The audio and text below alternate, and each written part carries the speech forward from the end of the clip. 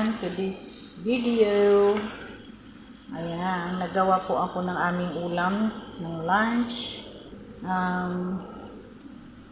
Chicken stew. Yan. Para po siyang beef stew. Yan po. Nilagyan ko po siya ng oyster sauce. Oyster sauce po yung kanyang sauce. Yan. So yummy!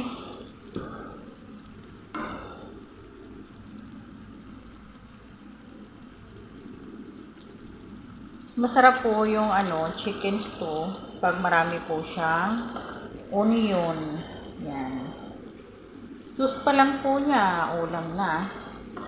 Yan po. Ganyan po dapat kalapot yung kanyang sabaw.